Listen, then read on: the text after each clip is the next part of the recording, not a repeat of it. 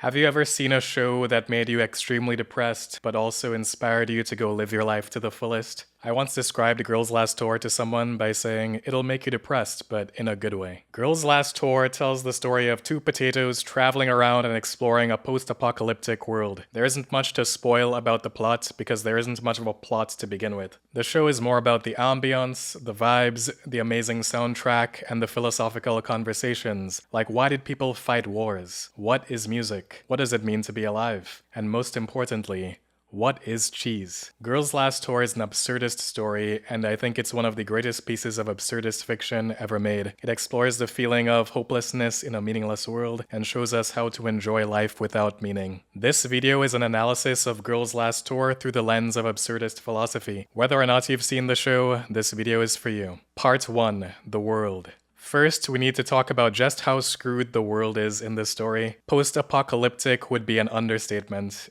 Maybe post-apocalyptic is more accurate. The year is 3230 and society has had wars, collapsed, and been rebuilt so many times that there is no society left. It is widely believed that humans are the only living thing left on the planet, and there are barely any humans left. There is no chance of rebuilding a better society and avoiding the mistakes of the past. It's too late for all that. Humanity already had its chance, and it failed. The earth is screwed, the climate is ruined, society is gone, it's not possible to grow anything, and the only resources are leftover scraps from the past. At some point in the past, societies decided that they should expand vertically, so the city we're in has multiple levels, and each level in itself is a full city. The higher levels have more advanced technology and were probably more prosperous in the past than the lower levels. The only thing resembling a plot is that the girls are trying to go up to the highest level. There are supposedly better chances of finding resources on higher levels, and it's not like they have anywhere else better to go. The girls get around on their Kettenkrad, a World War II era motorized vehicle, which by their time period is ancient technology. We join the girls on their journey to the highest level as they explore the things they see along the way and try to find enough food, water, and fuel to survive. Part 2. Absurdism.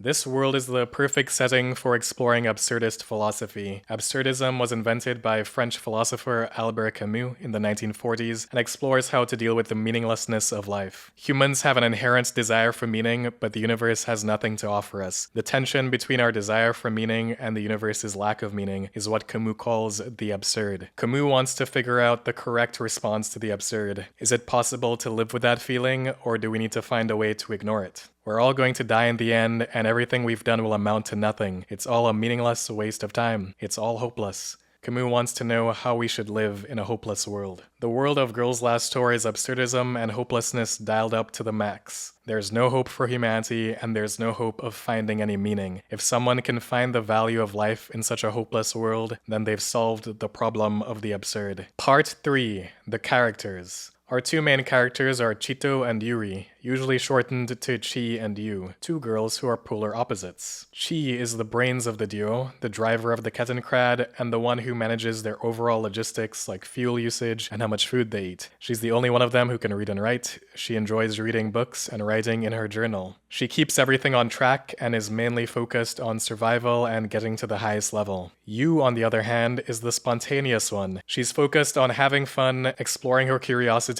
and eating food. She really likes eating food. The series starts off with the girls trapped in a huge building where they'll die if they can't get out soon, but they're only stuck in there because Yu thought it would be fun to explore it. Yu is living her best life in the moment. She doesn't really care about getting anywhere in particular, unless there's food. You can see the difference between their characters pretty clearly when they take a walk to get water. Chi says they should pay attention to where they walk and look out for sharp things in the water. While Chi is looking down, Yu looks up to the sky, appreciating what a beautiful day it is. Yu thinks it's a waste not to look at the sky when it's this nice, and Chi eventually looks up too, but instead of appreciating the beauty, she says clear skies means they can do laundry. Chi is focused on laundry, Yu ponders why the sky is blue, then sees something strange in the water and runs after it. She ends up finding a dead fish, which they cook, allowing them to experience a new type of food for the first time. Chi wants to get the job done and survive. Yu wants to enjoy the journey. Part 4. Responses to the absurd. There are a few different responses people can have to the absurd. Chi and Yu represent two of these responses. You can respond to the absurd by ignoring it and focusing on your daily grind. Absorb yourself in your job during the day, and doom scroll social media at night. That way you never have to think about it. Another common response is to huff some serious copium and take what Camus calls a leap of faith. Instead of facing the absurd, you find something external to give your life a sense of meaning. Religion is the most obvious example of this, but you can get a sense of meaning from lots of other things, like money or social status. This isn't really solving the problem of the absurd, it's a way of escaping the problem without dealing with it. Camus wanted to find a solution to the absurd that doesn't involve running away and hiding from it. The solution he came up with is revolt. Instead of coming up with a false sense of meaning, you actively revolt against the absurd by maintaining constant awareness of it, hugging it tightly, and staring deeply into its eyes as you go live your life anyways. To live a life of revolt isn't to ignore the feeling of hopelessness or come up with a meaning to distract you, but to learn to get along with the feeling of hopelessness. The different characters in Girls Last Tour all represent different responses to the absurd. Chi responds to the absurd mainly by ignoring it. She tries to stay focused on the logistics of getting food, fuel, and water, which is already enough to take up most of her time. She finds some meaning in documenting her experiences in her journal. She also likes reading and wants to collect any books she can find in an attempt to preserve human knowledge. On top of all that, she has a goal of getting to the highest level. She has lots of things to distract herself, so she doesn't have to think about how hopeless their world is. Yu, on the other hand, is Camus' absurd hero. She lives a life of revolt against the absurd from day one. She acknowledges the meaninglessness and hopelessness of the situation and seeks only to have whatever fun she can in the moment. Absurd revolt is about learning to get along with hopelessness instead of escaping it, and no character in the story gets along with hopelessness quite like Yu. She even sings a whole song about it when their vehicle breaks down. It's hopeless, it's hopeless.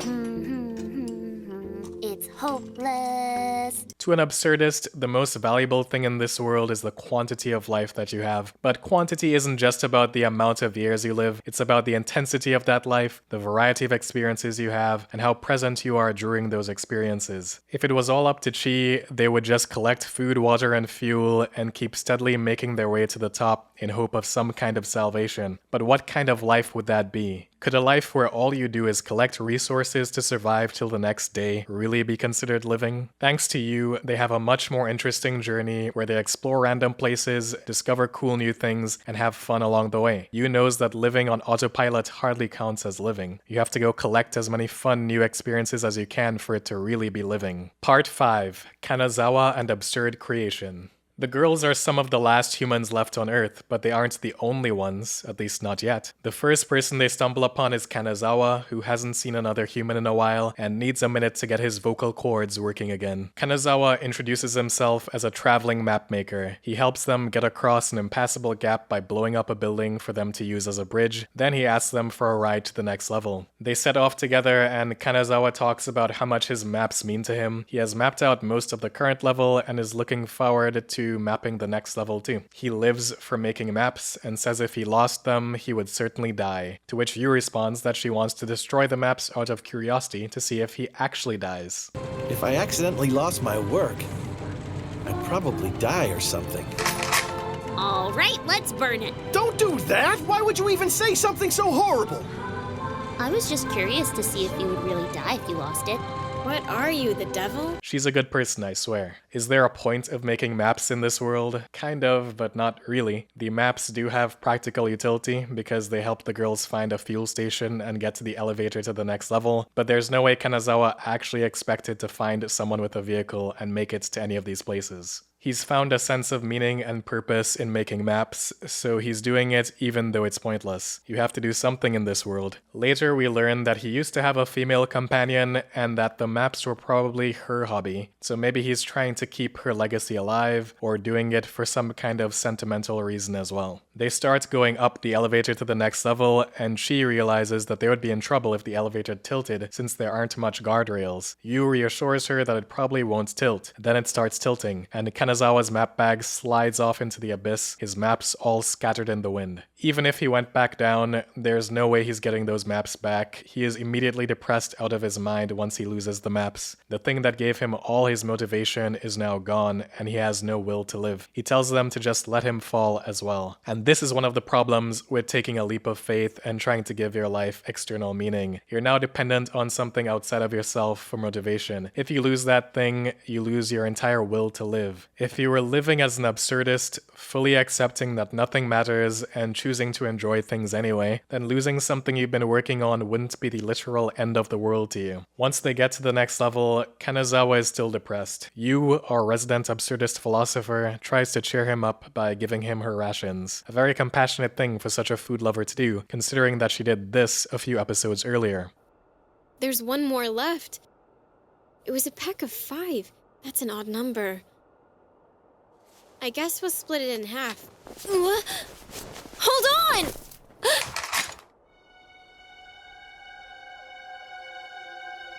Stay right where you are. What are you doing? I'm taking the chocolate.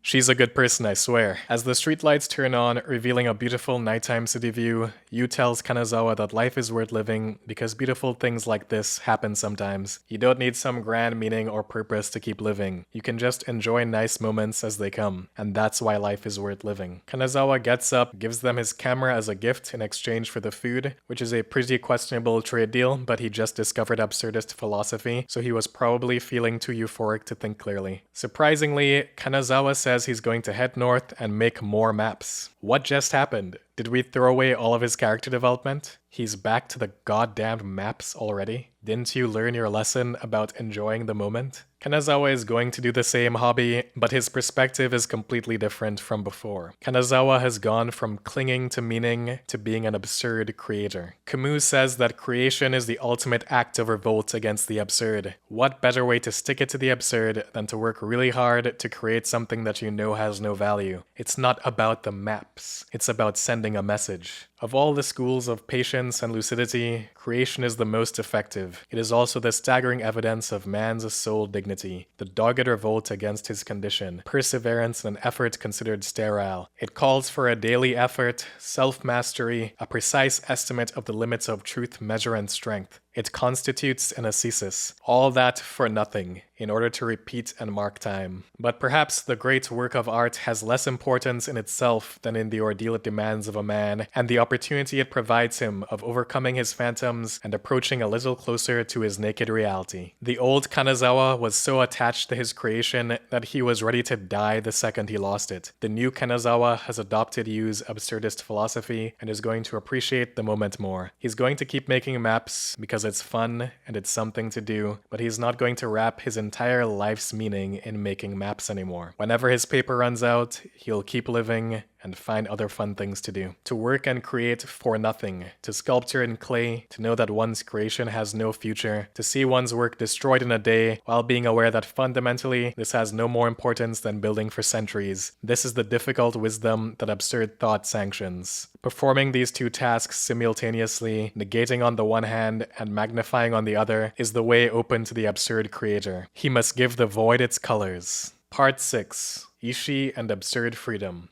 The next character that our girls meet is Ishii, an engineer who's been living in an old Air Force base for a while. Ishii has been working on a special project. Using all the blueprints lying around the base as inspiration, she came up with her own original airplane design. She's been working on the plane for years. Ishii's goal is to fly to the next city. She doesn't know anything about the next city, just that she saw a brief glimpse of it on one clear day, and there are maps indicating that there used to be flights between these cities a long time ago. That city could be just as hopeless as theirs. There's no reason to believe otherwise, but Ishii has been motivated by this goal for a long time. It's her singular obsession, just like Kanazawa's maps. Her plane is almost done, and the girls help finish building it in exchange for Ishii's help fixing their Kettenkrad, which had recently broken down. Soon the plane is completed. It's pretty impressive to build a plane from spare parts with no prior knowledge in a post-apocalyptic world, so let's give her some props for that. Before she takes off, she talks about how she's grateful to have the girls there, not just for their help finishing the plane, but because now there's someone to witness the flight. The most important thing is to have someone witness it, because then it'll be part of human history. They take a picture of her, and Chi says she's probably the last pilot in history. Ishii takes off, and miraculously, the plane actually flies. She sets off towards the next city, and really hopeful music plays in the background.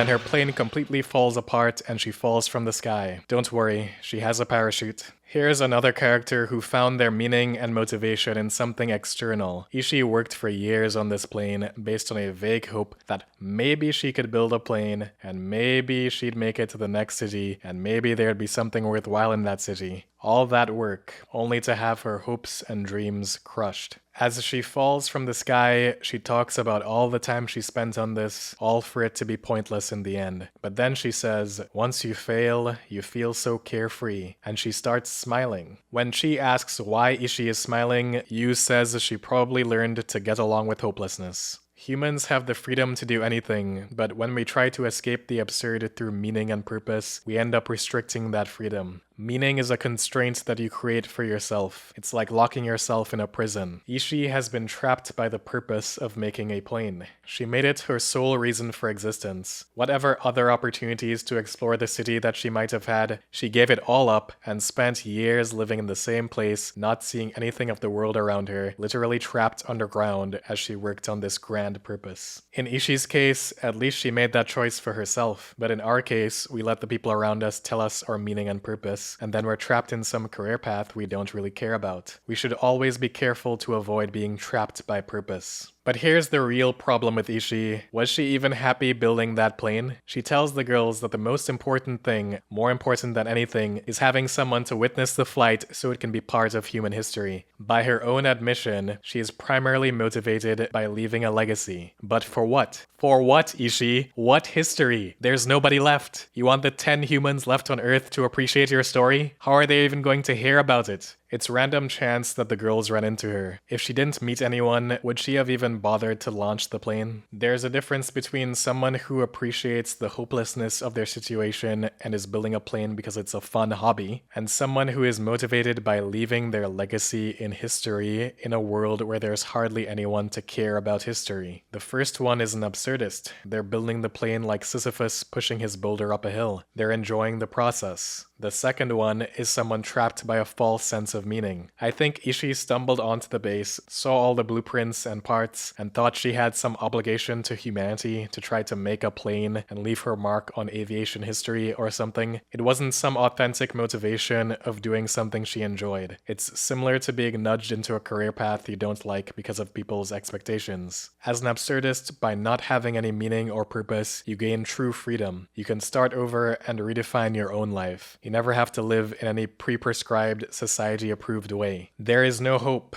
there is no future, and that's why you're free. Ishii is smiling as she falls, presumably all the way to the lowest level, because now she's actually free to do whatever she wants. She finally accepts that there is no hope, there is no meaning, and she can do anything. When she lands on the lowest level, she's going to live a more authentic life and cherish each moment. Part 7. The Robot and the Fish. The next life we meet is an artificial one. A robot caretaker is maintaining a fish farm facility that has a single fish left. There's no hope that this fish can reproduce alone, so once this fish dies, the facility will be no more. The facility already has no purpose because it was made to mass-produce fish to feed the residents of the city, who are all long gone. Yu spends most of this episode begging to eat the fish, but eventually she feeds it and realizes that fish are friends, not food. Another robot begins to demolish the facility to reallocate the materials, although there's nothing to reallocate it to. Yu decides that they have to save the fish, so she blows up the demolition robot. The robot caretaker asks why they're even bothering to save the fish, since it's going to die anyway, but it thanks them for saving it. It tells them that it and the fish will be able to survive a little longer now, but they will still die one day. Unlike Kanazawa and Ishii, this robot knows that there's no point in keeping the fish alive. It's doing it because it wants to. It's not under any delusion that there's a meaning behind what it's doing. Just like Sisyphus pushing the rock up the hill, we must imagine the robot caretaker happy with its pointless task. A true absurdist. From now on, I'll be talking about things that happen after the anime, so just in case you're an anime watcher who hasn't read the manga and you care about manga spoilers, you might want to read manga volumes 5 and 6 yourself before you finish the rest of this video. With that out of the way,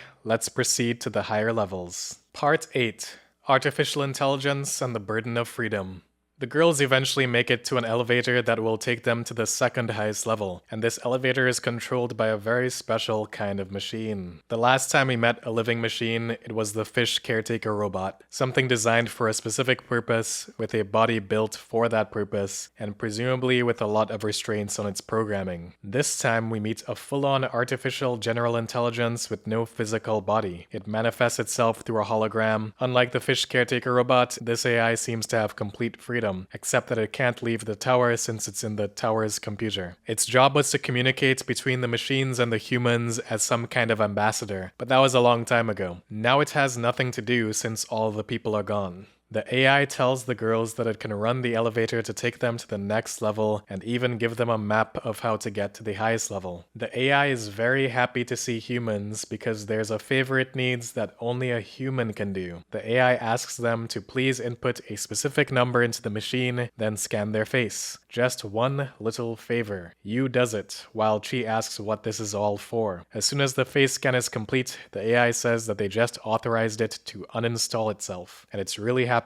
that it can finally die. Chi says, wait, what the heck? But it's already too late. Don't worry, the AI made sure that the elevator would take them to the next level, and they'll still get their map. Chi is confused about why the AI wants to die. The AI talks about the struggles of being alive for so long, how existence without end is horrible, how freedom sucks, and how it's bored out of its mind. It's been writing some poetry, sometimes in human language, but mostly in binary, so only machines would understand it. It shares its poetry with the machines sometimes, but it is clearly depressed and just wants this all to be over. The famous opening lines of Albert Camus' essay on absurdism, The Myth of Sisyphus, is this: there is but one truly serious philosophical problem, and that is unaliving oneself. Judging whether life is or is not worth living amounts to answering the fundamental question of philosophy. Remember when we talked about the potential responses to the absurd, like you could ignore it, or take a leap of faith to meaning, or live a life of revolt against the absurd? Well, there's one more possible response, the one that he considers the most important to address.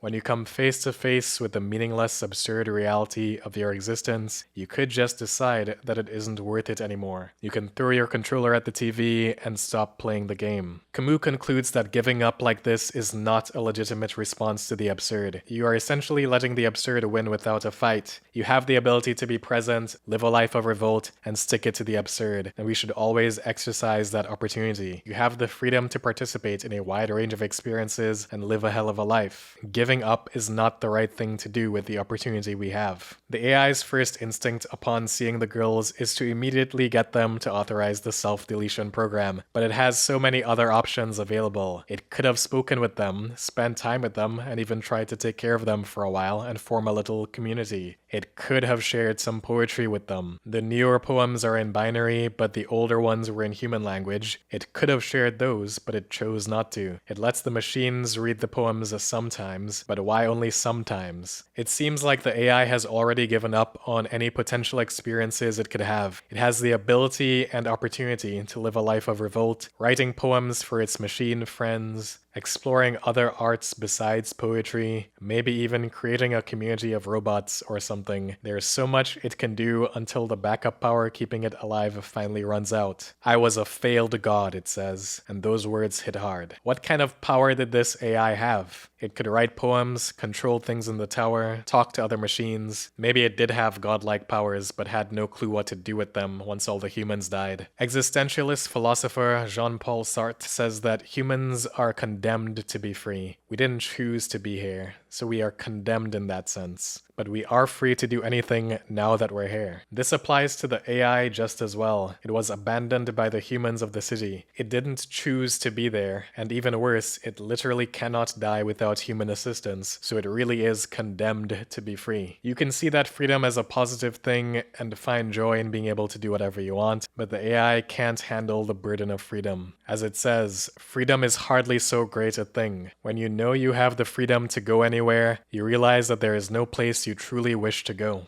No matter how much the AI tries to explain itself, she doesn't understand. The pull of nihilism can be strong, especially when you're depressed and start withdrawing from all of the things that could be giving your life value. It's always worth it to fight against that pull and work to rediscover the beauty of life. Uninstalling is not the answer. Even without any meaning, life is still worth living. As Camus says, that revolt gives life its value. Spread out over the whole length of a life, it restores its majesty to that life. To a man devoid of blinders, there is no finer sight than that of the intelligence at grips with a reality that transcends it. The sight of human pride is unequaled. And as you said to Kanazawa when he was descending into nihilism, you don't need a meaning.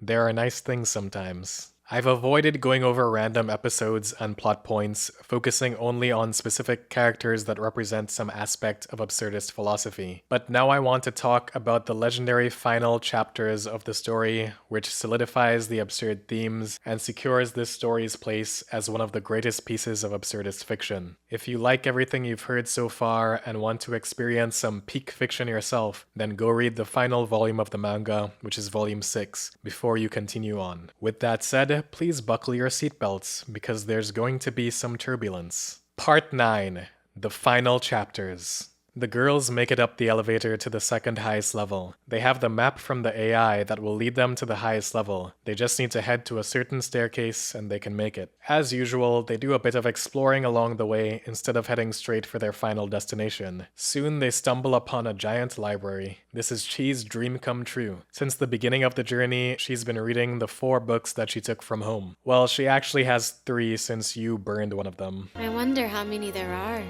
How many books left in the entire world? That's riveting. Hey, the fire's looking pretty low. We should add more fuel there. Okay. We don't have that much fuel left to burn anymore. Oh. She's a good person, I swear. Until this moment, they'd only found one other book, written in an old language that she couldn't read. But now she has all the books in the world at her fingertips. She's super excited and starts picking out books to take with her. She wants to take them all. She even finds a picture book about fish that the illiterate you can enjoy. Then she reflects on what the point of collecting books is. She thinks about her grandpa, the one who instilled a love of reading in her. He had his own book collection. He would collect all the books he could find, even books he couldn't read. One reason was to learn, but there was probably more to it. She reflects on everything that all the people they've met have been doing. Making maps, building planes, machines trying to maintain the city, people deciding to build a city this big in the first place. Why did any of them do these things? Maybe it's not about having a concrete goal or meaning or anything. Even when you know it's meaningless, you can't just sit around and do nothing. There's something in our hearts that drives us to action, and there's a thread that connects all the independent, individual actions that everyone has ever taken. You doesn't really know what Chi is talking about, and Chi wonders if she and you will be there at the end of that long chain of connections that makes up the human story. They continue driving merrily along towards the final staircase, and then a random piece of debris gets stuck in the Kettenkrad tracks and destroys it. It was really only a matter of time until something like this happened. The Kettenkrad has survived by pure luck, and the luck has finally run out. Chi works through the day and can't fix it. She has to take the engine out. Yu finds a lamp since she can't really help with repairs. Chi continues working through the night, but when morning comes, she knows this isn't going anywhere. Every time she fixes one thing, another thing breaks. She can't fix the Kettenkrad. The vehicle that they've relied on for their entire journey is no more. The death of the Kettenkrad hurts more than the death of some fictional characters. To me, this is the single saddest moment in the entire story. Look at Chi's face in this panel. This is a face we have never seen in the story. It is the face of absolute despair. The moment she realizes that the Kettenkrad can't be fixed, she knows she's dead. They've only made it this far because they had a vehicle. Without it, they're going to burn way more calories to cover much less distance. Everything is going to be 100 times harder. Chi suggests that they turn the Kettenkrad into a hot tub. They might as well get some value out of this piece of scrap metal. Yu is in full support, of course, although she knows that she can't possibly be in a good mood right now. They heat the water up and get in. Finally, Chi breaks down crying and screaming while Yu hugs her. Earlier, when trying to repair the Kettencrad, Yu was singing since she couldn't do much to help, and she told her to shut up and threw a wrench at her. Now Chi asks Yu to please sing a song as she cracks open their last bear. Chi and Yu enjoy this last moment in the Kettencrad. These precious, fleeting moments are all they ever had anyway. They continue their journey on foot, taking only what they can carry, heading straight for the highest level. Chi notices that she isn't dreaming anymore. Exhausted from walking all day, she instantly falls asleep. She wonders if we're still alive when we have dreamless sleep. Is that the same thing as death?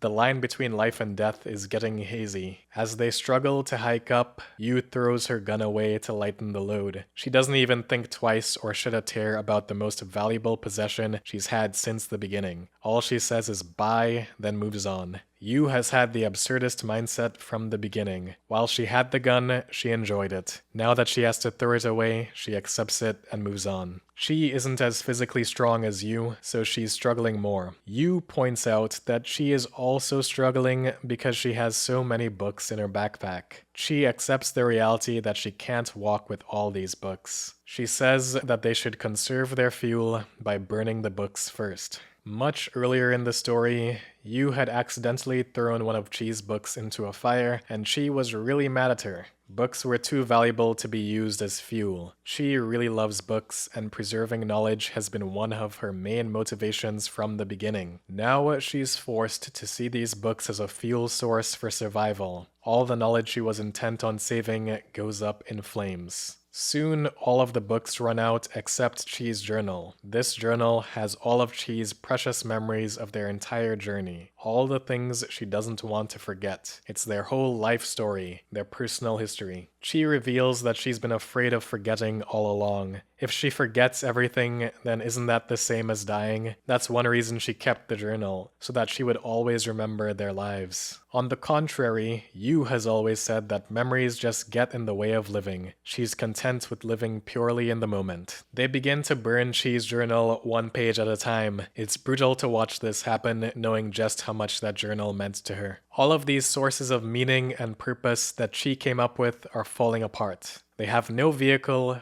no books, and hardly any resources. The only hope left is that there's something worthwhile on the highest level. Their life has been reduced to a mundane cycle of walk, burn, sleep. Walk, burn, sleep. But at least they're still alive. They make it to the final staircase, which is helix-shaped, like half of a DNA strand. They burn the last journal page, have the last cup of coffee, and begin the final climb to the top. Their lamp goes out, but they don't want to waste any more fuel, so they continue on in complete darkness. It's freezing cold and pitch black. They hold hands to make it a little less scary. For the first time, they both acknowledge that they're scared of dying. Yu says she's also scared of the dark. They eat their last set of rations, they take their gloves off so they can hold hands better, and they continue on. Chi begins to lose feeling in her feet. They're both too tired to say anything, so they walk up in silence. They communicate only with occasional hand squeezes. Chi wonders if this is what it means to live, to be born in darkness and return to darkness. She feels a special sense of connection to Yu and begins to feel like it's all connected. Her, Yu, the air around them, the city, the sky, the whole world. It's all one. Chi is about to achieve enlightenment and become the Buddha. Finally, after a long walk, they see the light of the starry night sky above them. They're finally about to make it to the highest level. They step out of the staircase onto the highest level, the ultimate goal they've been striving for from the beginning. And in front of them is absolutely nothing. It's a large, flat surface covered in snow, white as far as the eye can see. There's a black cube thing, but that's about it. Chi breaks down and begins crying, regretting her choices, wondering if they could have done something different to live longer. Yu, our absurdist philosopher, throws a snowball at her face, and then another one, until they're having a snowball fight. Yu says that the question is dumb. There's no way to know what they should have done, or what the point of any of this was supposed to be. Chi tackles Yu, and they lay in the snow. Then Yu drops the greatest line in the series. Living was the best, wasn't it? Chi talks about how she was scared to disappear without ever knowing anything about the world, but she felt the enlightenment of being one with everything when she walked up the stairs. Seeing, touching, and feeling, That's the whole world. She did know about the world. She lived it and experienced it. They sit near the edge and watch the sunrise, acknowledging that they are likely the last people alive, and thus they are the happiest people in the world. They don't have much resources left, but discover that they have one last pack of rations. So they crack open the rations, make some hot water, and have a nice meal. Then they decide to go to sleep. They'll figure out what to do next when they wake up. They cuddle under a blanket in the middle of a freezing cold blizzard with no shelter, and die peacefully in their sleep of hypothermia. Or do they? Everyone believes the two main characters to die at the end. However, my poor coping mechanisms have led to me spending 3 nights sleepless, which led me to looking into whether they did actually die at the end. I am normally not overly emotional about this stuff, but the end was just cruel. TLDR, they didn't freeze, didn't suffocate, and are likely to find food and get back down from the top of the city. They have in the worst possible scenario 7 weeks to scavenge for food before they starve. It's very unlikely that they died due to high altitude, thin air, since they display no symptoms during the previous chapters other than fatigue. Now the most common claim, hypothermia.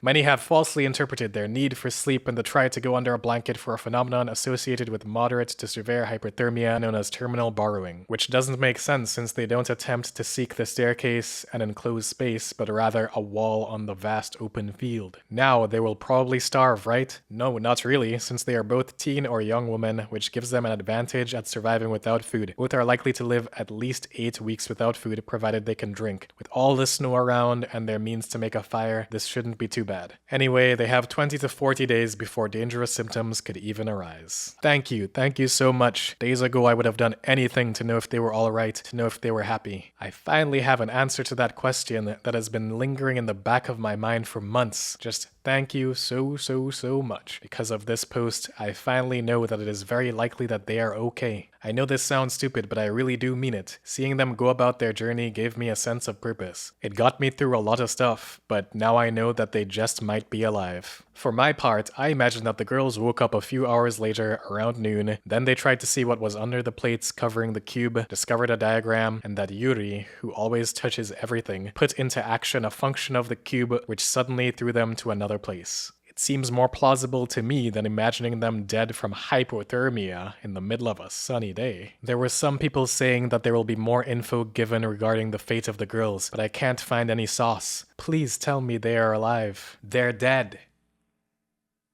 Though most people accept that the girls died, there are some people who can't deal with it or just don't want it to be true. They come up with theories on how the girls might have somehow survived in a blizzard with no resources. These people have not learned to get along with the feeling of hopelessness, and they are missing the point of the story. The point isn't that life has a happy ending. Even if they somehow make it back down, where else are they going to go? They're going to die anyway. That's how their story was always going to end. And that's how your story is going to end too. We can never win the fight against the absurd. It's always going to win in the end. But is that really such a big deal? Even though we're going to lose in the end, we can still fight the good fight and live a life of revolt while we have breath. And that's worth it. We can't restore meaning to our lives, but we can restore dignity by revolting against the absurd, collecting as many experiences as we can, enjoying our lives, having a good time, and showing the absurd that we lived our lives anyway, no matter how meaningless it all was. We can live our lives with passion as we stare into the eyes of the void. The girls lived as full of a life as one could hope to live in such a hopeless world. They got to explore lots of things, meet interesting people, hear the sound of music, watch videos of 1,000 years of human history, visit an art museum, dive into books at the library, get a tour of a rocket ship, write journal entries, take in great views of the city, meet robots, eat a fish, drink beer, dance in the moonlight, smoke a joint. They lived good lives. They have less resources and opportunities than we do, and yet their lives seem more fun and meaningful than the average person's. They lived full lives, even if it all eventually came to an end.